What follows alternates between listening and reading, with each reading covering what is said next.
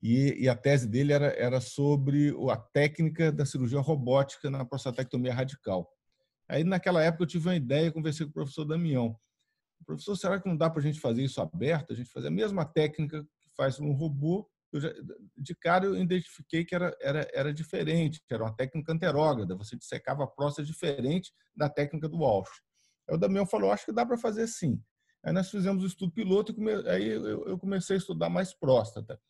Então, ao longo desses 5 anos, eu tenho me dedicado muito a estudar próstata. Então, eu vou falar para vocês alguma coisa que eu aprendi nesse tempo. Então, vamos começar com o histórico, com o racional da prostatectomia radical. É muito importante a estrutura ósseo-ligamentar e muscular da pelve, principalmente para a continência urinária, a inervação, tanto para a incontinência como para a potência, a vascularização, que é importante em qualquer cirurgia, né? A gente tem que se preocupar muito com a vascularização, porque é onde a gente controla o sangramento. E o controle do sangramento não é só para evitar transfusão ou evitar uma complicação maior, até de morte do paciente por sangramento. Não é só isso, não.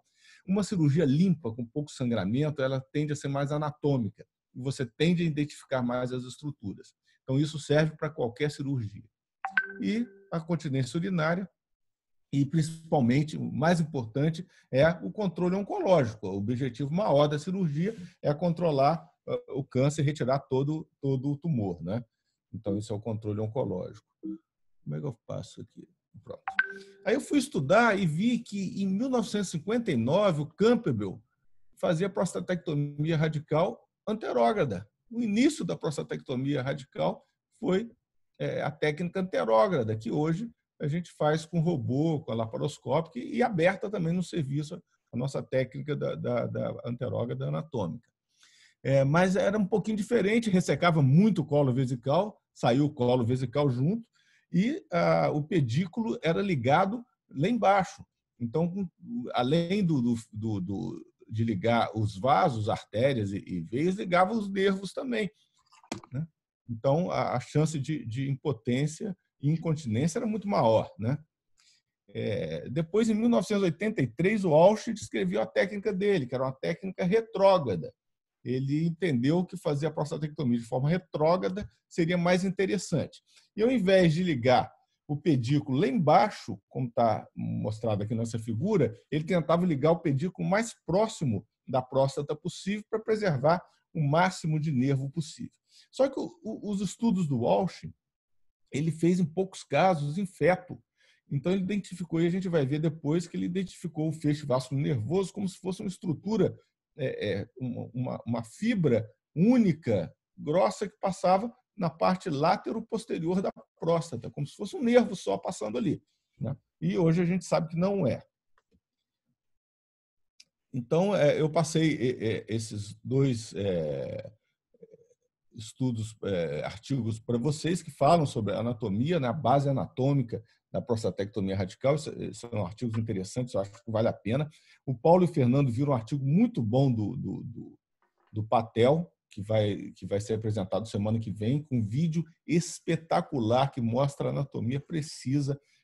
O Patel evoluiu muito a cirurgia da prostatectomia radical robótica e mostra uma anatomia muito boa e por um entendimento muito bom. Esse foi o nosso estudo piloto da prostatectomia anterógrada.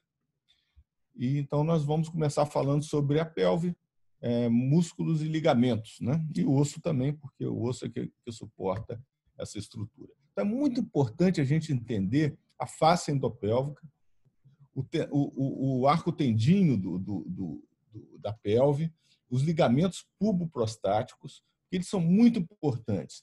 Então, na técnica do Walsh, ele secciona os ligamentos puboprostáticos. Na técnica da anterógrada, no início se seccionava esses ligamentos puboprostáticos, mas hoje em dia a gente tende a preservar isso. Na mulher, é o pubo uretral, que é o ligamento principal que dá continência na mulher. E o sling na mulher é a reconstrução do ligamento pubo-uretral.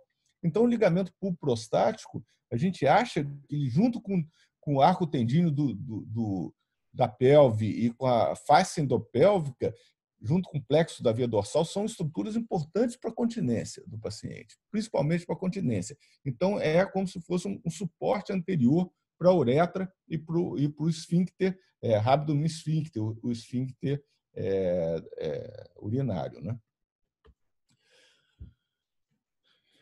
Além dessa estrutura anterior, existe também a estrutura posterior e lateral. Então, o arco tendíneo da pelve, né? O elevador do ânus, a face endopélvica que recobre o elevador do ânus.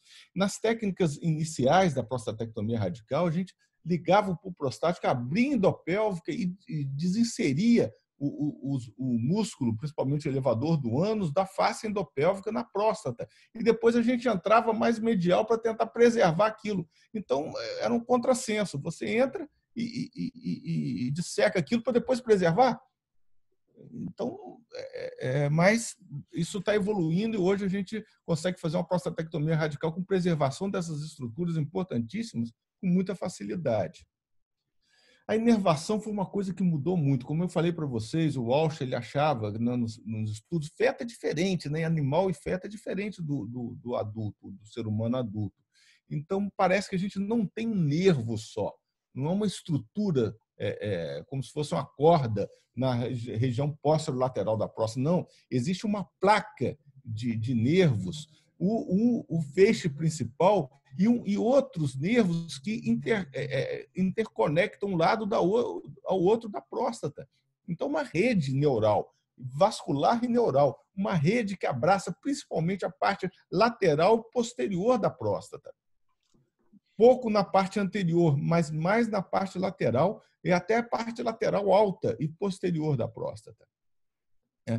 E uma coisa muito interessante que se viu que os gânglios nervosos da pelve, ali perto da próstata, o que a gente achava que era só parasimpático, tem simpático também, é tudo misturado. Se vocês verem nessa fotografia microscópica, um lado é o mesmo feixe nervoso, o mesmo gânglio nervoso. De um lado está o corante para o simpático, do outro para o parasimpático. Então, o mesmo gânglio, o mesmo nervo tem fibras simpáticas e parasimpáticas. Então, a gente sabe que isso é tão importante para a potência como para a continência urinária. Então, não dá para separar uma coisa. Vocês veem nessa peça de dissecção de cadáver fresco, a próstata junto com toda essa inervação.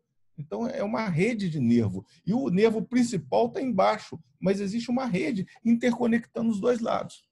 E interessante que tem estudos anatômicos mostrando que o nervo pudendo principal ali está presente só em 30% dos pacientes.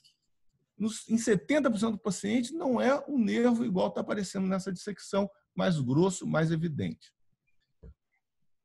E esses nervos, eles no ápice da próstata, eles convergem, formando um verdadeiro triângulo. Então, a cirurgia robótica permitiu a gente ver, a gente não via antes. Agora a gente consegue ver alguma coisa de nervo, de vaso, ver muito melhor, porque a cirurgia robótica tem uma visão em 3D, com ampliação, que é muito boa, né? Então, aqui a gente pode ver até fibra nervosa aqui. E aí, no começo, tinha essa noção também de plano de dissecção da próstata, interfacial, extrafacial. Hoje, a terminologia está mudando. As principais revistas elas recomendam não falar em dissecção intracapsular ou esses planos interfacial ou intrafacial, falar em preservação nervosa mínima e estendida máxima. Então a gente tenta achar que preservou muito ou preservou pouco ou não preservou, mas se está dentro da face ou fora da face é muito difícil da gente ver isso na cirurgia, mesmo com a visão ampliada do robô. E uma coisa importante é a face de Denneuvillers, que é aquela face que separa a próstata do reto. Ali tem uma quantidade de fibra nervosa que intercala de um lado e do outro. E a cirurgia do Walsh, quando você corta o ápice, corta a uretra, corta o tubo prostático, você já entra por baixo da face de Denneuvillers e deixa ela para a próstata. Na cirurgia anterógrada, não. Você entra na face de Denneuvillers e deixa ela para o reto. Então, a gente preserva muito mais face de Denneuvillers. E no final da cirurgia, ainda a gente reconstrói posterior com ROCO. o que aproxima essa faixa adenovilia do ligamento do retrouretralis. E isso parece que favorece a regeneração de alguns nervinhos daquele também, favorecendo a inervação do pênis, melhorando a continência e a potência. Então, é muito importante a face adenovilia, a gente preservar ela. E na cirurgia retrógrada é muito difícil de você fazer isso. É muito difícil. Na anterógrada é muito mais fácil. A gente vê, até na aberta, os residentes conseguem fazer isso e identificar a face. A vascularização é fundamental, então, como eu falei, para qualquer cirurgia, não só para evitar o sangramento e a transfusão, mas também para propiciar uma cirurgia limpa, com uma visão anatômica melhor, com a dissecção melhor. Então, o controle do pedículo vascular é muito importante. E hoje a gente sabe, quando o residente entra comigo na prostatéia radical anterógrada, eu mostro para ele onde está o pedículo prostático, do lado do feixe vascular nervoso principal. E a gente consegue ver esse pedículo e ligar esse pedículo com até uma certa facilidade, tanto na aberta quanto na robótica. E nessa robótica, vocês veem o pedículo sendo individualizado pela pinça de Maryland robótica e com o Hemolock. E é muito fácil você ligar esse pedículo. Mas você tem que saber onde ele está. Porque senão você liga o feixe vascular nervoso, você tem que saber onde está o pedículo. E a continência urinária, né, que são os esfíncteres, e a gente começa, isso aqui são imagens de uma prostatectomia anterógrada, e eu só filmei 2, durante os 240 casos que a gente fez no serviço, eu só filmei 2, e olha a qualidade desse colo vesical. A gente vê na robótica mais ou menos isso, né? Então, a preservação do colo vesical, das fibras circulares do colo vesical, é uma coisa importante para a potência. Não sei se vocês perceberam em algumas cirurgias, vocês podem até fazer esse teste. Quando preserva bem o colo na cirurgia aberta, e pega uma seringa de 60 e enche a bexiga, não vai sair a urina. O colo sozinho consegue conter a urina e já dá uma continência ali. Então, a dissecção do colo é importante. Tem a ligadura do pedículo, que na aberta a gente faz com fio de Vicryl, na robótica a gente faz com Hemolock, mas a mesma coisa. E a dissecção do ápice. Olha lá, uretra e o ápice prostático na cirurgia aberta, igual na cirurgia robótica. Ali a gente ainda abria a endopélvica. Então, vocês veem que a gente abre a endopélvica lateral e medial. Não tem sentido isso, mais abrir a endopélvica. Eu não vejo mais sentido isso na prostatectomia radical. E eu já não faço isso há muito tempo, nem na aberta e nem na robótica. Não precisa abrir, senão você fica com 2 aberturas desnecessárias. Você vai ter que abrir medial mesmo, junto da próstata, para que abrir lateral? Então, olha essa dissecção robótica e aberta do ápice da próstata. Então, nessa robótica, preservando a face endopélvica sem abrir. E na aberta, eu ainda abria, isso foi nos primórdios, eu filmei essa cirurgia em 2015. A gente ainda abria a endopélvica. Hoje não abre mais nem na aberta. E você consegue um plano perfeito. Então, lembrar que embaixo da uretra passa uma quantidade de nervo muito grande, porque a convergência do plexo, então tem que tomar muito cuidado na hora dessa dissecção. Então, e a anastomose, que é uma coisa que evoluiu bastante, porque antes a gente fazia pontos separados, vertia a mucosa da bexiga, fazia pontos separados. Hoje, a gente faz a sutura contínua Van Volthoven na aberta ou na laparoscópica, ou na robótica. Então, essa anastomose ela é hermética, evita de vazar urina e melhora muito a continência e diminui os casos de esclerose de colo vesical, porque você consegue um ajuste da mucosa muito melhor do que nos pontos separados. E o mais importante agora, para finalizar a aula, é o controle oncológico, são as margens cirúrgicas. E isso é muito importante porque o objetivo maior da cirurgia é a gente tirar todo o tumor possível. A próstata tem algumas particularidades que o tumor prostático, ele geralmente, grande parte, é periférico e tende a sair da cápsula prostática. Hoje, com a ressonância magnética, a gente tem uma visão muito melhor. Então, a gente consegue saber onde que está o tumor principal, o tumor índex, e fazer uma cirurgia mais oncológica. Mas, mesmo assim, a margem cirúrgica em prostatectomia radical ainda é muito alta. Ainda é muito alta. Tá? Vocês terem ideia, Isso aí pode acontecer. Não, aqui não é margem ainda não. Isso aqui é um estudo mostrando a margem cirúrgica. A margem cirúrgica. Então, vocês veem a margem cirúrgica. Então, onde que está a porcentagem aqui?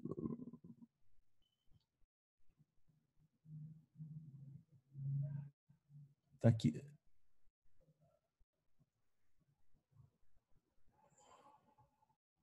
Então, eu não sei se... Geralmente é maior do que isso. A porcentagem aqui, pelo que eu estou vendo, vai até 12%, mas a porcentagem é maior. Mas não tem diferença em robótica laparoscópica ou aberta. Essa porcentagem ela tem mais diferença pelo estadiamento, se é T2 ou T3, mas pode variar até 40% de margem positiva, que é muito alto. Tá? Então, aqui é um resumo interessante, que um artigo que eu passei para vocês mostra o que a gente pode fazer para melhorar a continência e a potência. Então, preservação do colo vesical. Então, vocês veem que quase tudo isso a gente faz na técnica anterógrada ou na robótica. Preservação do colo vesical com nível de evidência muito alto, de 1A. Então, preservação do colo vesical é importantíssima. A preservação nervosa é menos importante do que a do colo. Por quê? Porque o colo a gente identifica melhor. O nervo a gente não identifica muito bem e tem as variações anatômicas. Então, provavelmente é por isso que o nível de evidência para a preservação nervosa é 1B e para o colo vesical 1A. Porque quando eu falo que eu preservei o colo vesical, é quase 100% de chance de ter preservado. Porque eu estou vendo, ele é uma estrutura maior. Quando eu falo que eu preservei o nervo, eu não sei, eu preservei aquele tecido, não sei se tem muito nervo ali ou pouco nervo. A dissecção apical meticulosa é fundamental, tanto para a continência como para a potência. A preservação do esfíncter. Por isso que a abertura da endopélvica, você ir tirando aquele músculo que está aderido à face endopélvica colada na próstata, porque a face endopélvica ela é na pelve, mas no órgão, na próstata também. Ela vira uma face prostática. Quando você desinsere aquele músculo dali, você pode estar afetando o rápido esfíncter. Então, essa preservação é muito importante. A preservação dos suportes que eu falei para vocês, principalmente é o bulbo prostático e o arco tendíneo da pelve. Então, a face endopélvica. Então, aquela estrutura do bulbo prostático com o tendão da pelve é importante. Então, são estruturas de preservação. E a adenovilier também. Então, a preservação do máximo de uretra possível é importante também. Embora tenha questionamentos. Eu fiz uma vez um estudo com vídeo urodinâmica, eu usava meu aparelho de vídeo urodinâmica para ver a quantidade de uretra que ficava no paciente pós-radical aberta. E media 1 centímetro, 1,5 centímetros, 2 centímetros. Então, fiz isso em todos os pacientes que eu operei. E depois eu fiz uma estatística para ver se os que sobravam mais uretra eram mais continentes ou não. Não teve diferença estatisticamente significativa e variou de meio centímetro a 2 centímetros a uretra que eu consegui preservar do esfíncter até o colo vesical. Eu media a uretra do esfíncter ao colo vesical. Mas esse artigo mostra que ele acha que é importante. Eu acho que isso é mais importante para você fazer uma boa anastomose, porque quanto mais uretra você tiver, a sua anastomose vai ficar melhor do que o fato de você ter preservado aquela uretra desnuda, que é entre o esfíncter e o ápice prostático. Eu acho que não é tanto a quantidade que você preserva, mas sim a facilidade de fazer a anastomose Van Veltove. Então, mas o máximo de preservação da uretra é importante. A reconstrução posterior, que é o ROCO, é 1A, então o nível de evidência é muito alto, que eu acho que aproxima as fibras nervosas, e isso melhora a continência e a potência. A reconstrução anatômica total, que também pode ser feita, então você reconstrói posterior e depois reconstrói anterior. A gente fez isso em algumas prostatectomias abertas anterógradas, que é ligar a bexiga ali na face endopélvica e fechar aquela estrutura toda, a reconstrução anterior completa. E a anastomose, né? A anastomose segura é importantíssima, embora o nível de evidência aqui seja muito baixo, né? E materiais regenerativos que alguns estudam, que é você recobrir o feixe vasto nervoso com material regenerativo que permite a regeneração dos nervos. e sling autólogo. O sling autólogo seria passar alguma estrutura ali suportando a uretra, como se fosse refazer o pulso prostático. Mas se eu vou refazer o pulso prostático, é só eu não cortar o pulso prostático, não preciso cortar o pulso prostático para tirar a próstata. Então, refazer ele seriam os dois trabalhos que a gente tem abrindo a face endopélvica, que é abrir e depois fechar. Então, não tem sentido isso. Bom, isso que eu tinha para falar para vocês, gente. Vamos discutir? Excelente, professor. Excelente. Grande aula. Digno de professor. Obrigado, professor. Obrigado mesmo. Fernando, quer falar primeiro? Eu começo, eu posso falar? Primeiro, eu gostaria de falar, excelente aula, uma aula que a gente aprendeu bastante aqui, sem dúvida. Lindas fotos, hein, professor? Todo mundo já Muito sabe. boas fotos.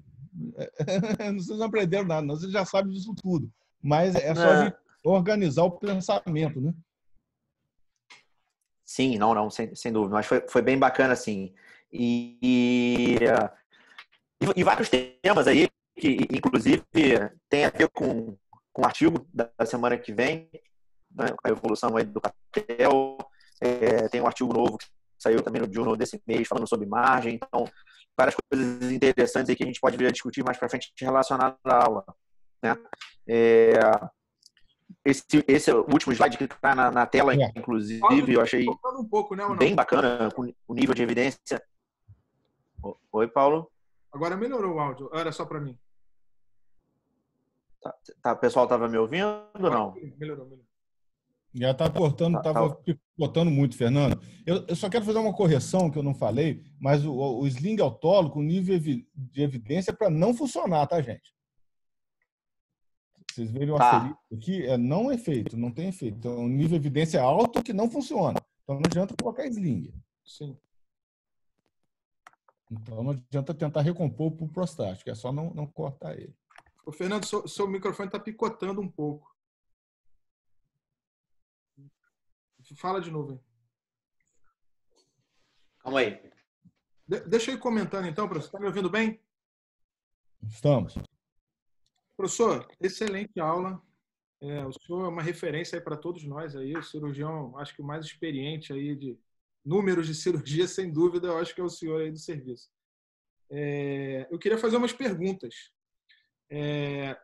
Quando você está diante de um paciente que vai ser operado câncer de próstata, a gente tem 3 objetivos, né, primários, importantíssimos por ordem, né? Seria, no caso, o controle oncológico, né, margem cirúrgica negativa, com consequente PSA zerado, sem recorrência bioquímica. Esse, eu acho não, é o objetivo inicial da nossa cirurgia. A gente tem mais 2 objetivos, que é o controle pós-operatório da continência, né, e a questão da função erétil, né? Então, quando você está diante de um paciente e vai conversar com ele sobre a possibilidade de cirurgia, o que você poderia elencar como fatores prognósticos, seja inerente ao paciente ou não, ao tumor, em relação a esses 3 critérios? E em relação à técnica cirúrgica, o que pode fazer, por exemplo, para evitar margens negativas? O que pode ser feito? Você já comentou, mas é mais para resumir. Quais são os fatores que o senhor acha mais relevantes na questão do controle da continência e também em relação à função erétil? Como é que você avalia isso pré-operatoriamente e avalia o prognóstico disso e no intraoperatório? O fator continência e potência no pré-operatório, um fator muito importante é a idade do paciente.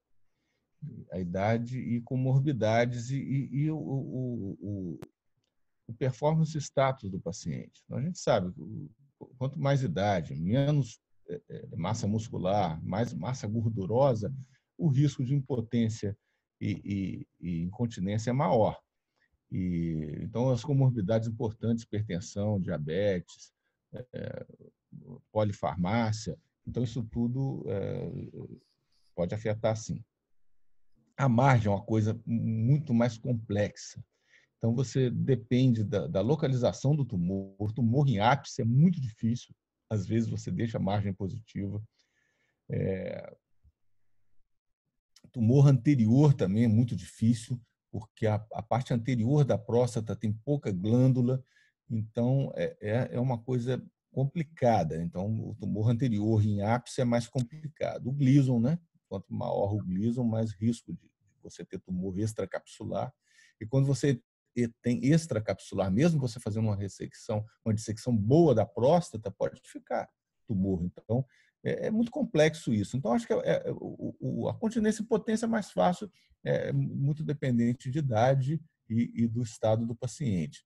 Hoje em dia, com essas técnicas de preservação de colo, de sutura contínua, o índice de continência caiu bastante. Para vocês terem ideia, nesse estudo, eu estou preparando o primeiro artigo para publicar, com resultados precoces, na retirada da sonda, com uma semana, 50 e poucos % dos pacientes que fizeram anterógrada ficaram continentes sem PED, contra 30% dos pacientes com retrógrada. Então, é uma diferença significante.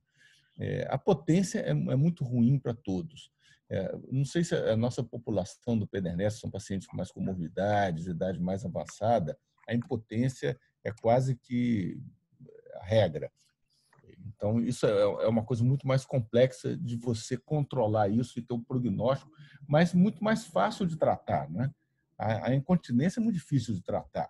Usar fralda, fazer sling ou mesmo um esfíncter artificial é muito difícil. E você tem que esperar 1 ano, 2 anos para ver se o paciente vai ficar incontinente mesmo. Então, isso assim, a qualidade de vida é muito ruim. A potência é muito mais fácil. Você injeta uma droga, uma prostaglandina, o cara consegue ter ereção e ter relação. Então, a potência é uma coisa muito mais fácil de você tratar do que a continência urinária. Agora, o principal, o controle oncológico, que isso aí eu acho que a ressonância tem ajudado muito a gente no planejamento da cirurgia. Então, a ressonância ajuda muito e a biópsia. Então, ajuda muito no planejamento da nossa cirurgia hoje. Eu acho que a gente vai conseguir melhorar um pouco, apesar das margens serem muito altas ainda, a gente deve conseguir melhorar isso. O Guilherme Litígio, ele está perguntando aqui, professor, se na ânsia de tentar preservar estruturas não aumenta o número de margens positivas. O Patel, professor, ele comenta muito nos vídeos dele, que eu gosto muito, né, usar ele como referência. Ele, no colo vesical, ele não costuma preservar. O senhor sabe disso, né? Eu sei. Embora não seja no colo vesical o principal sítio de margem positiva, é no ápice. A dissecção do ápice ali é onde é o principal. É o mais complexo. É o mais comum ponto de margem positiva, né? E ele tem a ver com essa. Ele fala a respeito do colo vesical porque ele quer evitar a margem positiva. E é engraçado que ele falando agora, depois de 14 mil prostatectomias, o número de margens positivas dele aumentou. E o número de cirurgias de preservação nervosa, seja parcial ou total, diminuiu também. Ele cada vez mais está tendo que fazer cirurgias não nerve sparing ou com nerve sparing parcial. E as margens positivas também é um dado que vem aumentando um pouco na casuística dele. Isso porque ele vem aumentando tumores cada vez mais complexos. Essa é a explicação dele. Exatamente, Paulo. Antigamente, o Walsh ele fazia só tumor pequeno, de baixo volume, de Gleason baixo. Então, a chance de margem positiva é pequena, mas menor, e a chance de preservar maior. Isso é evolução mesmo, é isso mesmo. Você começa a operar tumores de maior volume, né, mais complexos, e o seu resultado vai piorar mesmo. Mantendo aí em relação à pergunta que o Guilherme fez, saiu um artigo nesse mês, agora nesse journal, agora de julho, um artigo para um grupo holandês, que evidenciou na prostatectomia radical robótica um índice maior de margens positivas quando tentado a técnica nerve sparing, né? Então, Guilherme, realmente, isso a gente ainda não tem um nível ideal em relação ao nerve sparing, mas na ânsia, às vezes, de querer preservar muito, pode deixar assim uma margem positiva. né? Com o avanço da tecnologia, começa a melhorar as imagens, mas realmente, às vezes na cirurgia robótica a gente consegue ver tudo ali, aparentemente não tem margem nenhuma, e mostrou, assim, uma evidência com um dado significativo que no nervo externo poderia, assim, deixar mais margens positivas. Porque na robótica a gente tenta preservar mais. Isso aqui é uma meta-análise. Vocês veem que o resultado da meta-análise que não foi significante a diferença, mas tendendo para ter mais margem positiva na robótica e na laparoscópica do que na aberta, porque a gente tenta preservar mais. É natural isso, né? Eu acho que talvez a gente evolua para uma cirurgia de fusão, igual faz a biópsia de fusão. Eu já faço biópsia cognitiva da próstata há vários anos, tem quase uns 10 anos, que eu uso a imagem da ressonância junto com o meu ultrassom lá na clínica e consigo fazer uma biópsia cognitiva com um índice muito bom. Ontem eu operei um paciente que era um nódulo pequenininho, de meio centímetro, na região periférica. Eu tirei 2 fragmentos do nódulo, os 2 positivos e o resto da próstata todo normal. Então, a gente consegue fazer mesmo sem uma fusão. Mas eu acho que talvez o robô vá evoluir para uma técnica de prostatectomia por fusão. Vai fundir a ressonância na imagem da próstata que você está vendo na cirurgia e mostrar onde está o tumor com a coloração para você tirar com margem boa. Acho que a gente vai evoluir para isso. O Bernardo Rocco, que desenvolveu essa reconstrução posterior, ele lançou um artigo agora que ele desenvolveu, uma empresa, né? E ele está capitaneando isso aí, que é o seguinte: você vai fazendo a cirurgia, parte-se de um estadiamento pré-operatório que eles, em princípio, não confiam sempre, porque assim, a ressonância, quando é positiva, ela tem um valor preditivo elevado, né? E quando ela é negativa, ela não é tão boa para dizer, ela não tem um bom valor preditivo negativo. Então, usam-se alguns normogramas.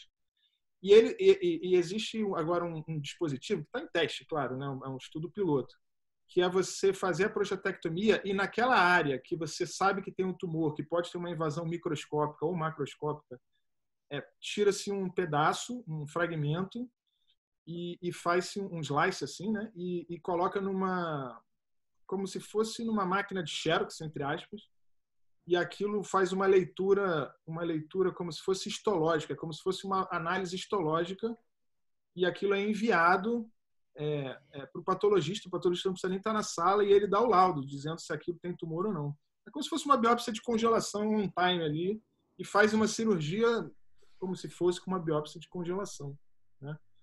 E, quer dizer, falando sobre o desenvolvimento da cirurgia. E é interessante, professor, comentar também que, assim, eu e Fernando, a nossa geração, quando aprendeu a fazer cirurgia, a gente não fazia anastomose contínua, mesmo na cirurgia aberta. Eu acho que isso foi um aprendizado até que o senhor trouxe para a gente, e também baseado, eu acho que na cirurgia laparoscópica, né? A gente tinha o hábito de dar aquele ponto que pegava o assoalho pélvico, como se estivesse ancorando. Inclusive, essa é a descrição das primeiras prostatectomias, era um ponto que ancorava no assoalho pélvico. Eu vou fazer isso, fazer o ponto pela pelve, e puxava a bexiga e amarrava no períneo. Eu terminei a residência, eu não me lembro de ter feito um nerve sparing assim adequado. Eu posso ter tentado, mas eu tenho certeza que eu não fiz. E eu acho que essas técnicas minimamente invasivas, né, a robótica, faz com que a gente tenha uma visão muito, muito privilegiada, e um erro dentro da cirurgia robótica ou laparoscópica é um erro grosseiro. Então a gente começou a ver os nervos, né, porque isso a gente não via. E especialmente na região posterior, que, como você bem falou, na técnica retrógrada a gente não consegue preservar isso adequadamente. E quando a gente entra posterior ali na robótica, é que a gente decide, e é ali que estão os principais nervos, né? E é ali que a gente decide qual camada que a gente vai preservar. Se a gente vai entrar extrafacial, intrafacial, interfacial. E hoje a gente vê os R3 operando muito bem, né? Com resultados muito, muito satisfatórios, né?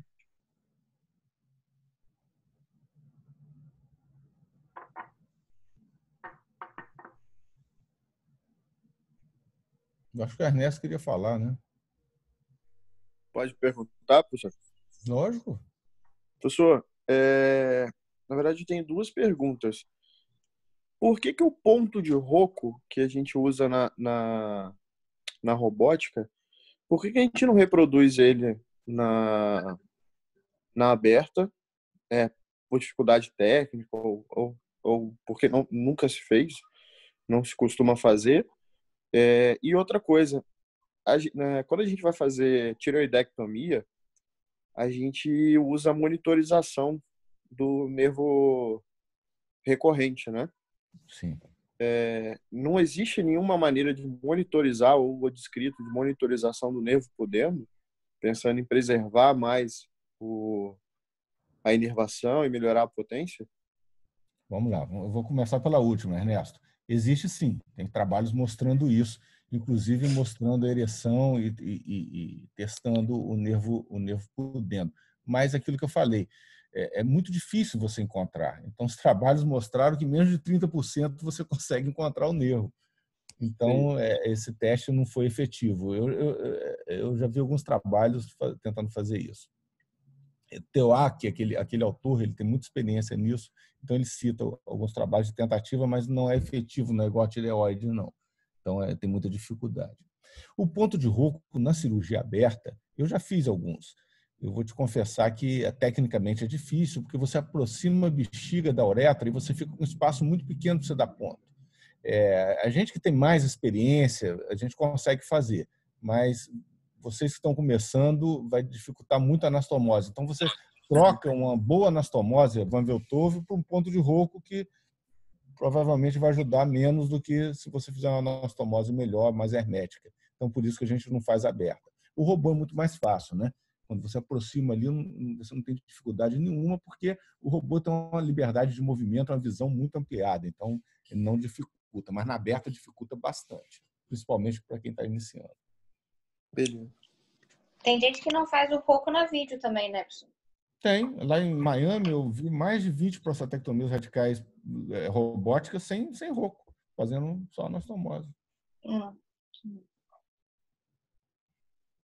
Professor, essa técnica de preservação anterior da face endopélvica,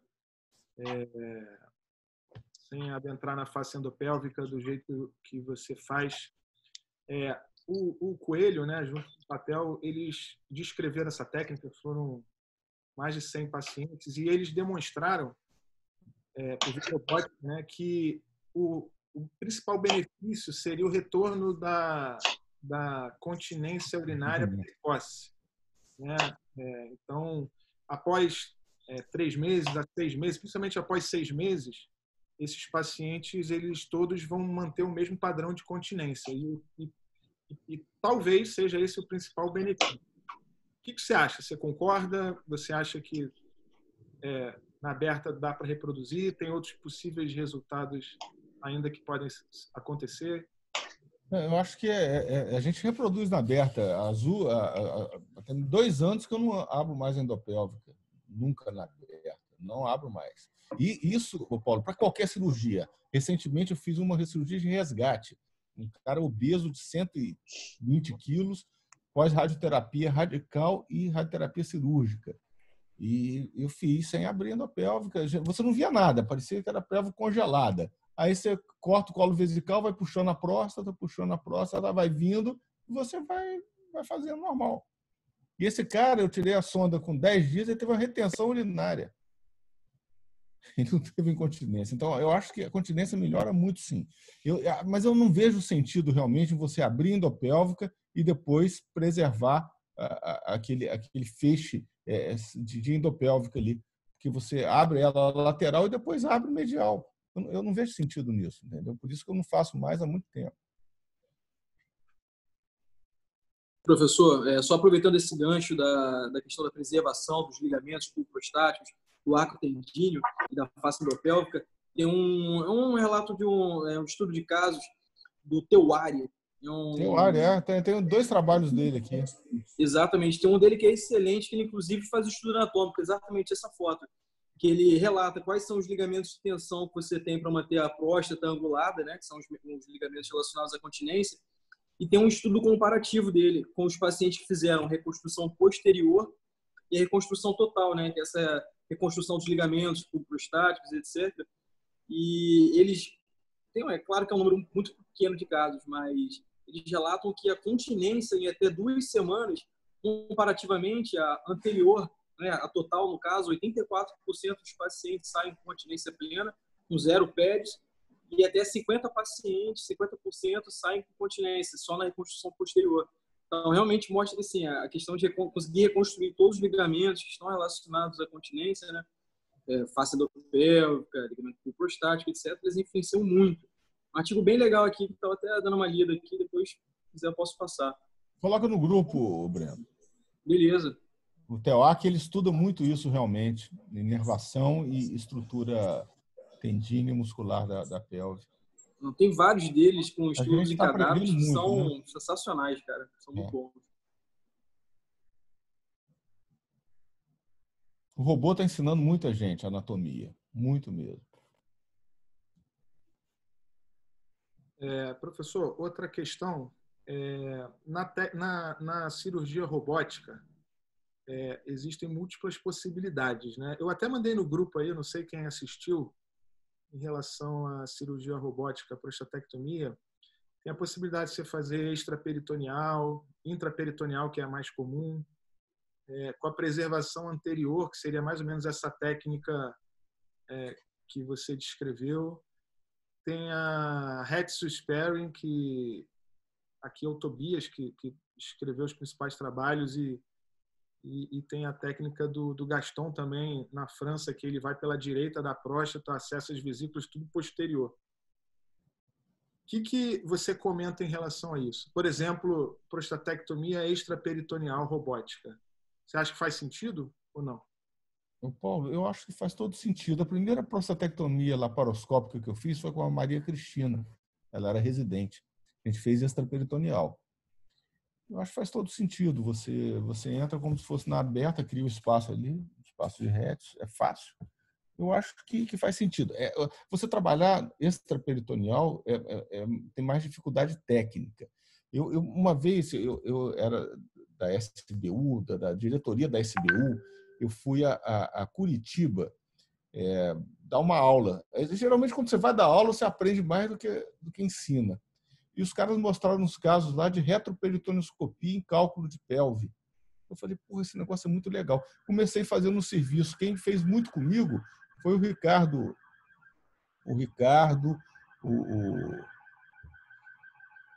O Anacleto. Eu me lembro.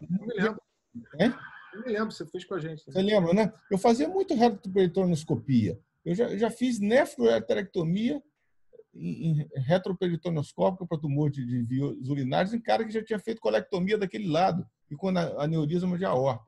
Então, acho que o robô, eu tenho vontade de voltar a fazer retroperitoneoscopia com um robô, mas principalmente para rim. Mas para próstata, eu acho que é uma excelente ideia. Você não disseca aquilo, não abaixa a bexiga, você vai lá direto onde você quer trabalhar. E a anatomia é a mesma, eu acho que não muda nada. A linfadenectomia, igual a gente faz aberta, a gente não abre o peritônio. Eu acho que é uma boa técnica, e principalmente porque você não precisa fazer Trendelenburg exagerado, né? Eu acho que é uma boa técnica. Mais a absorção de CO2, isso tem que tomar cuidado, porque é engraçado isso, mas o peritônio não absorve tanto CO2 quanto o espaço extraperitoneal. Então, o anestesista tem que ficar de olho, controlar a ventilação do paciente. Mas eu acho que é perfeitamente possível. Quer dizer, eu acho que cheguei a ver alguns. Meu som tá horrível. Meu som tá saindo, gente? Ou não? Não tá bom, não. Mas tá falhando. Tá bem cortado. Mas fala, dá para ouvir. Eu tô ouvindo mal também. Então, eu cheguei a assistir alguns vídeos, até um brasileiro, que é o Gustavo Guimarães. Ele tem muitos casos de cirurgia robótica por extraperitoneal. Ele falou que ele entra um pouquinho abaixo, mais ou menos. Ele simplesmente joga para baixo, cerca de 2 centímetros a posição do estrocáter. Ele faz uma dissecção como se fosse um balão. É muito parecido com o professor Fabrício fazia quando usava a retroperitoneoscopia. Fazia com a mão de luva, lembra? Balão. Eu fazia uma mão de luva. Lembro. Você improvisava. E os vídeos são bem bacanas. E os resultados, segundo ele, são muito bons. Ele tem acho que uns 800 casos. Um número. O resultado eu vou falar para vocês que é no pai da minha arquiteta, com 86 anos, uma nefrectomia radical, retroperitoneoscópica, o cara ficou 8 horas internado. É factível, sim. Eu só não sei por que não fazem mais, né? Pois é, porque é difícil. Os grandes cirurgiões, Patel, por exemplo. Tecnicamente é muito difícil. Ela não é tão realizada por essa questão do CO2, absorção, que o professor falou, pelo campo cirúrgico limitado, pela questão da linfadenectomia, que você acaba operando tumores maiores, e pela experiência do cirurgião, que você acaba reproduzindo a mesma técnica e você não vai querer abrir mão do seu conforto de operar sua técnica para mudar isso, né? Eu acho que é mais ou menos por aí. Mas quem faz tem resultados satisfatórios também, né? Assim como o Hertz Sparrow, que é bem complexo. Eu acho difícil, porque o Hertz Sparrow você mantém a bexiga tudo anatomicamente na posição intraposterior, que seria o máximo da preservação anterior, né? Que seria. Mas eu acho que eu vejo um problema aí, Paulo. O pessoal de Miami faz isso. Eles entram posterior e depois vão anterior. Eu acho que no começo, na técnica do francês, é o Montsouris, acho que é o Montsouris, né? É, a Montsouris. Eu acho que tem uma preservação maior da bexiga. Tinha muita disfunção miccional nos pacientes, porque você dissecava a bexiga posterior e anterior. Então, tinha muita disfunção miccional, muita. Lá em Miami, eles fazem bem específica ali da vesícula seminal. Então, disseca pouco a bexiga, mas tem risco de pegar ureter. O cara, eu entrei numa lá que muita dificuldade, porque o cara tinha uma vesícula seminal muito aumentada. Ele achou que fosse sigmoide. E ele entrou e deixou a vesícula seminal. Eu até falei, olha, eu acho que é vesícula seminal. Não, isso é sigmoide. E não me deu ouvido e fez a prostatectomia, tirou só a vesícula seminal de um lado, o lado esquerdo, que ela estava muito aumentada, enorme, e a gente via na ressonância. Ele achou que fosse o sigmoide e deixou. Então, é complicado isso aí. Eu também acho o Hertz Sparrow um pouco assim, se a base da inervação em tese vem posteriormente, né? Eu acho que faz mais sentido você vir por cima, embora você também tenha nervos que vêm anteriores, isso já é meio descrito também. Mas você consegue preservar bem mais se você ir por cima.